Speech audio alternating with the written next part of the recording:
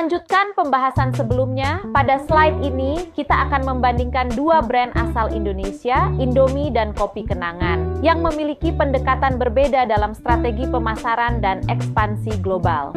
Dari perbandingan ini, dapat disimpulkan bahwa meskipun Indomie dan Kopi Kenangan sama-sama merupakan brand Indonesia yang sukses di pasar internasional, keduanya menggunakan strategi yang berbeda. Indomie fokus pada skala global yang besar dan konsistensi merek, sementara Kopi Kenangan menekankan pada ekspansi regional yang cepat dan fleksibilitas dalam branding. Kedua pendekatan ini menunjukkan bahwa tidak ada satu strategi tunggal untuk sukses di pasar internasional, melainkan harus disesuaikan dengan karakteristik produk, target pasar, dan visi jangka panjang perusahaan. Pada bagian ini kita membahas tantangan dan peluang dalam penetrasi pasar internasional. Ketika perusahaan memutuskan untuk masuk ke pasar global, mereka tidak hanya menghadapi hambatan, tetapi juga peluang strategis yang besar. Dari sisi tantangan, yang pertama adalah hambatan perdagangan dan tarif. Kebijakan pemerintah seperti tarif, kuota, dan embargo dapat membatasi arus perdagangan serta meningkatkan biaya, sehingga memengaruhi daya saing produk di pasar internasional. Tantangan berikutnya adalah perbedaan budaya dan bahasa.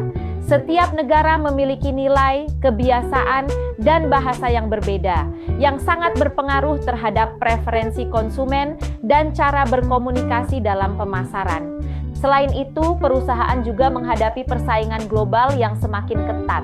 Banyaknya pemain dari berbagai negara membuat pasar menjadi lebih kompetitif dan menuntut perusahaan untuk memiliki keunggulan yang jelas. Di sisi peluang, masih terdapat pasar yang belum tergarap, terutama di negara-negara berkembang. Pasar ini menawarkan potensi pertumbuhan yang besar jika perusahaan mampu masuk dengan strategi yang tepat dan relevan dengan kebutuhan lokal. Dengan strategi yang tepat, pemahaman pasar yang mendalam, serta kemampuan beradaptasi, perusahaan dapat mengatasi tantangan sekaligus memanfaatkan peluang untuk tumbuh dan berkembang di pasar internasional. Pada bagian ini kita membahas solusi strategis yang dapat diterapkan perusahaan untuk menghadapi tantangan dalam pemasaran internasional. Solusi-solusi ini bertujuan agar perusahaan lebih adaptif dan kompetitif di pasar global. Solusi pertama adalah adaptasi budaya. Perusahaan perlu menyesuaikan produk seperti kemasan dan rasa dengan selera pasar lokal agar produk lebih mudah diterima oleh konsumen setempat. Pendekatan ini membantu membangun kedekatan emosional dengan pasar target. Solusi kedua adalah digital marketing lokal. Perusahaan dapat memanfaatkan media sosial yang populer di negara tujuan serta berkolaborasi dengan influencer lokal untuk meningkatkan brand awareness dan menjangkau konsumen secara lebih efektif. Solusi ketiga adalah kemitraan lokal. Bekerja sama dengan distributor atau mitra lokal memungkinkan perusahaan memiliki saluran distribusi yang lebih cepat, efisien, dan sesuai dengan karakteristik pasar setempat. Solusi keempat adalah pemberdayaan brand ambassador. Menggunakan figur publik atau influencer yang relevan di negara target dapat meningkatkan kredibilitas merek serta memperkuat kepercayaan konsumen. Terakhir adalah evaluasi berkelanjutan. Perusahaan perlu memantau kinerja melalui indikator seperti penjualan, brand awareness, dan umpan balik konsumen lokal. Evaluasi ini penting untuk melakukan perbaikan dan pengembangan strategi secara terus-menerus. Sebagai penutup, dapat disimpulkan bahwa strategi pemasaran dan branding internasional perlu dilakukan dengan pendekatan yang sistematis. Proses ini dimulai dari riset pasar yang mendalam, dilanjutkan dengan penentuan STP, penerapan marketing mix yang tepat, hingga evaluasi yang dilakukan secara berkelanjutan agar strategi tetap efektif. Kesimpulan berikutnya adalah bahwa brand Indonesia memiliki potensi besar untuk sukses di pasar global. Contohnya dapat kita lihat pada Indomie yang telah hadir di lebih dari 80 negara, serta Kopi Kenangan yang telah berekspansi ke sekitar 5 negara dan masih memiliki rencana pengembangan lebih lanjut.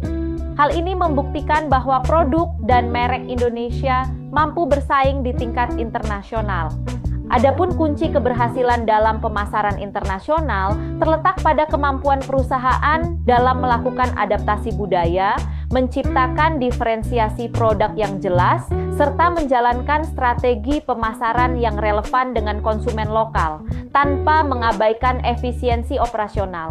Pada akhirnya, brand yang kuat di pasar internasional akan meningkatkan daya saing dan mendorong pertumbuhan perusahaan secara global.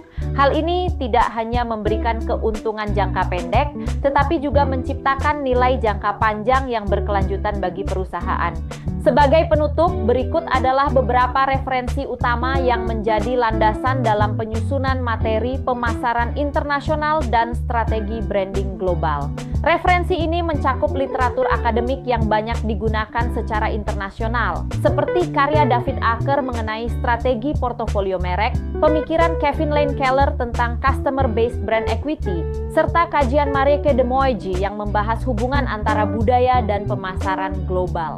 Selain itu, buku Global Marketing karya Keegan dan Green, serta Marketing Management oleh Kotler dan Keller juga menjadi rujukan penting dalam memahami konsep, strategi, dan praktik pemasaran di pasar internasional. Akhir kata, terima kasih atas perhatian Anda. Semoga materi yang telah disampaikan dapat memberikan pemahaman yang lebih mendalam mengenai pemasaran internasional dan strategi branding global, serta bermanfaat sebagai bekal dalam studi maupun praktik bisnis di masa depan.